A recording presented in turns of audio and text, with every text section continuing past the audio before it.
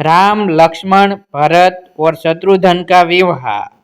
दान आदि से निवृत्त होकर महाराज दशरथ मिथिलेश के राजभवन में जाने की तैयारी करने लगे।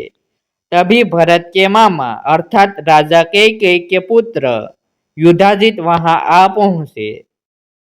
अभिवादन तथा कुशल समाचार जानने की औपचारिकता के पश्चात उन्होंने कैकेयी नरेश का संदेश देते हुए कहा, महाराज, हमारे पिताजी को भरत को देखने की उत्कृष्ट इच्छा हो रही है।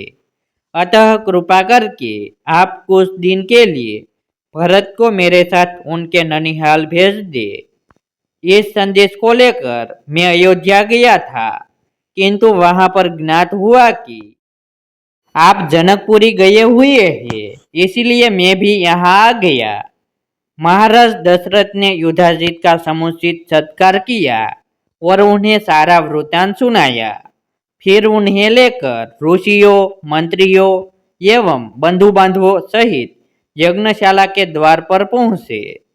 थोड़ी देर बाद नाना प्रकार के आभूषणों को धारण किए हुए रामचंद्र अपने भाइयों भरत, लक्ष्मण और शत्रुघ्न के साथ उनके पास आकर खड़े हो गए। गुरु वशिष्ठ ने जनक के पास जाकर कहा, हे विदेहराज, महाराज दशरथ अपने पुत्रों के साथ अंदर आने की अनुमति चाहते हैं। इस पर महाराज जनक बोले, हे महर्षि, इस प्रकार अनुमति मांगकर वे मुझे क्यों लज्जित कर रहे हैं? वे अयोध्या के ही नहीं, मिथिलापुरी के भी स्वामी हैं और मैं तो उनका अंकिंचन दास हूँ। क्या कभी स्वामी अपने सेवक से आज्ञा मांगता है? उनसे कहिए, चारों कन्याएं विवाह वेदी पर प्रतीक्षारत है। वे निसंकोच अंदर पधारने का कष्ट करे। शुभ लग्न का समय भी हो रहा है। मैं स्वयं चलकर उन्हें सादर ले आता हूँ। इतना कहकर वे महाराज दशरथ के पास पहुंचे और उन सबको यज्ञ स्थल में ले आए। सबको यथोचित आसन देकर जनक ने उनकी पूजा की।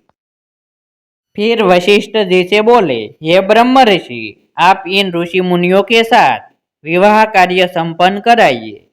आपसे अधिक योग्य पुरोहित और कौन हो सकता है? गुरु वशिष्ठ, महर्षि विश्वामित्र और मिथिला के राजपुरोहित शतानंद विवाह कार्य संपन्न कराने लगे। सबसे पहले वैदिक विधि के अनुसार विवाह के लिए वेदी का निर्माण कराया गया।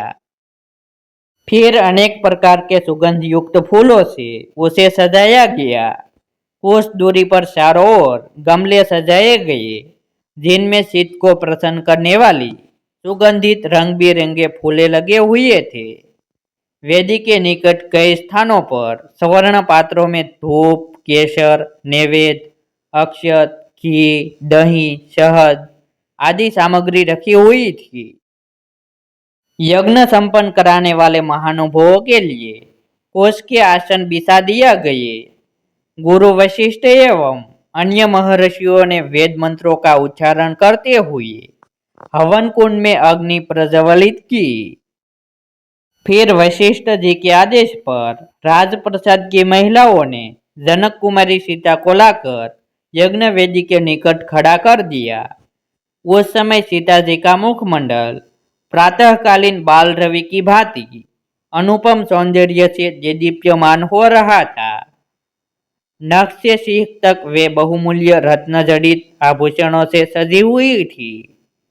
संक्षेप में कहा जाए तो उस समय सीता की छवि को देखकर करोड़ों रतियों का संयुक्त रूप भी नगण्य प्रतीत होता था। सीता इन सब बातों से अनजान दृष्टि झुकाए एकटक पृथ्वी को निहार रही थी। महाराज जनक अपनी लाडली पुत्री सीता को श्री रामचंद्र के निकट खड़ा करके विनीत स्वर में बोले, हे रघुकुल तिलक रामचंद्र, मैं अपनी पुत्री सीता का हाथ आपके सशक्त हाथों में सौंपते हुए यह कामना करता हूँ कि मेरी पुत्री आपकी अर्धांगिनी होकर सदैव साया की भांति आपका अनुसरण करती रहे। अतः हे कौशल्या कुमार, इसे आप अपनी पत्नी के रूप में स्वीकार कीजिए। आज से यह आपके सुख दुख की संगिनी हुई। यह कहकर राजा जनक ने अंजलि में संकल्प के लिए लिया हुआ जल वेद मंत्रों से पवित्र करके हृदय की संपूर्ण भावनाओं के साथ छोड़ दिया। महिलाएं मंगल गान करने लगी। मृदंग, दुदुम्भी तथा नाना प्रकार के वाद्य यंत्रों का सुमधुर स्वर चारों ओर गूंजकर इस हर्षपूर्ण घटना की सूचना देने लगा। राम और सीता के विवाह के संपन्न हो जाने के पश्चात लक्ष्मण, भरत और शत्रुघ्न का विवाह उर्मिला, मांडवी और सुतकीर्ति के साथ वैदिक विधि विधान से संपन्न कराया गया। राजा जनक अपने नेत्रों में स्नेहपूर्ण अश्रु भर कर बोले, हे अयोध्या के राजकुमारों, आप चारों भाइयों सूर्यकुल के गौरव, पराक्रमी, धर्मपरायण, तेजस्वी, सौम्य, विद्वान एवं सदाचार के गुणों से मंडित है।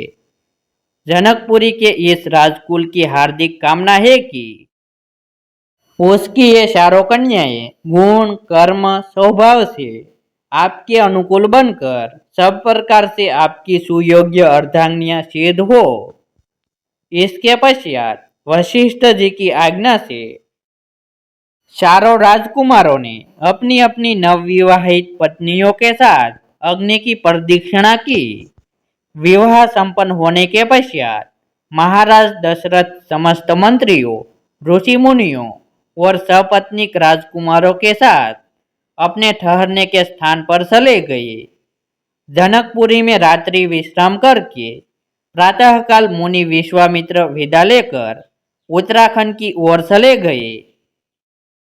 महाराज जनक ने दहेज के रूप में असंख्य दास दासियां, हाथी, घोड़े, गौये, रत्न जटित आभूषण, वस्त्र, बर्तन आदि नाना प्रकार की वस्तुएं देकर अयोध्यापति दशरथ को विदा किया और उन्हें पहुंचाने के लिए नगर के द्वार तक आए। वे हाथ जोड़कर बड़ी नम्रता के साथ बोले, हे राजन, मुझे सब प्रकार से अपना दास समझकर मुझ पर कृपा बनाए रखिए। मैं एक बार फिर आभार पूर्वक कहना चाहता हूँ कि आपने मेरे कुल के साथ संबंध स्थापित करके मुझे गौरवान्वित किया है।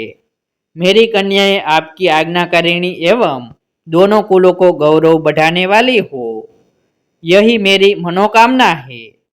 फिर उन्होंने तथा कुश ध्वज ने अश्रुपूर्ण नेत्रों से चारों कन्याओं को आशीर्वाद देते हुए विदा किया। रामायण का अगला भाग देखने के लिए हमारे YouTube चैनल के साथ बने रहे।